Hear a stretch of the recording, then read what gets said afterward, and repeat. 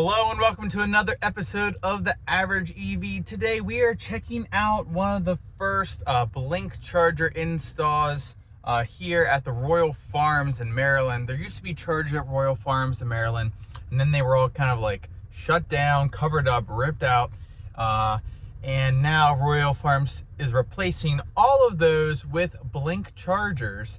And it's kind of interesting. So stick around and we'll check out what we got going on here at Royal Farms with the new Blink charging units.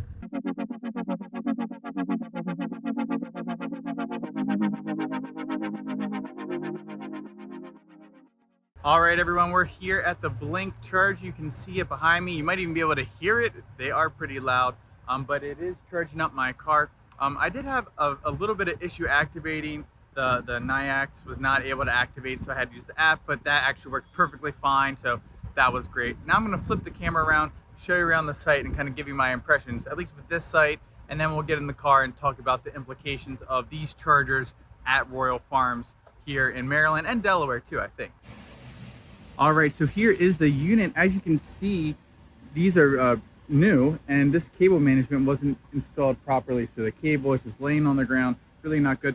And then conversely, this cable management was properly installed. So hopefully they'll come and deal with that. But it's charging up nicely. Here's the screen, gives you lots of information. But what it doesn't give you is the charging speed, which is probably the one thing that people who don't know anything about EVs know about. And it's not on here. They give you your voltage and current, which you could do some math to figure out your speed, but I don't like that. Anyways, here, let me show you the other unit, but here's the problem. Look at the layout. So if I were to park here, someone has to kind of edge in, but if someone's already parked there, someone would not really be able to get into this parking spot and be able to charge. So that's just really poor design. Maybe they could have bumped the bollards back. I'm not really sure what the solution was, but yeah, definitely not a good layout here at this site.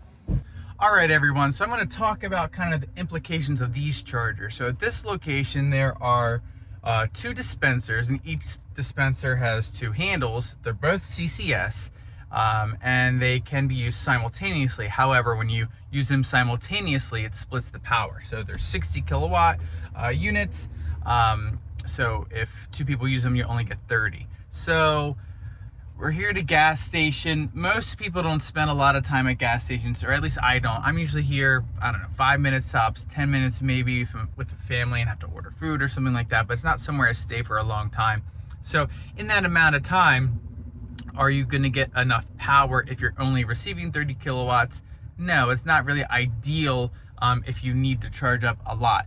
But to kind of recoup some charging when you're here, it's not too bad. It's better than level 2 that's maybe given 7 kilowatts. So it's, you know, what's the math on that? 7, 4, it's almost 4 times, a little bit more than 4 times faster than that. So that's good. But when it's 60 kilowatts, obviously it's 8 times faster. So that's even better if you're only here for 5 to 10 minutes.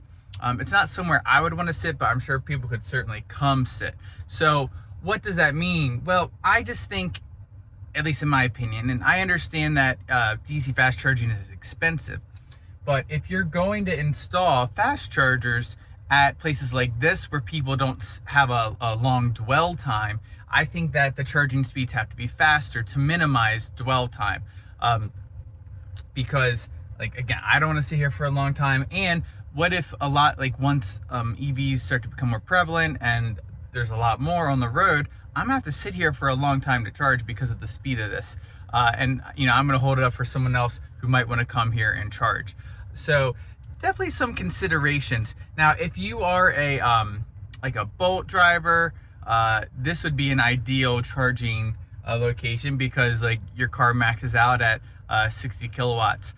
So maybe it kind of helps for that market a little bit. But as far as for all the other cars that charge faster, I just don't think this is enough. All right, everybody, to just kind of wrap up with this station, again, I think it's fine. I don't think it's great. I don't think it's good enough.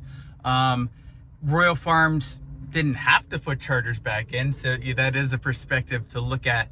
But I wish they had really done a little bit more research and seeing what is the appropriate unit for the dwell time. Now, I know it costs a lot more money to put in higher power because you're going to get a new transformer and pull more power, and I get all that, but at the end of the day, as far as like we're moving towards this EV transition, or we're in the transition, we have to make sure we're properly supporting the cars on the road. And I don't know if with this use case and this dwell time that this was the best unit for the location. But again, I'll take it. It's better than nothing. It will help in a lot of areas that have EV charging deserts. But yeah, so that's it.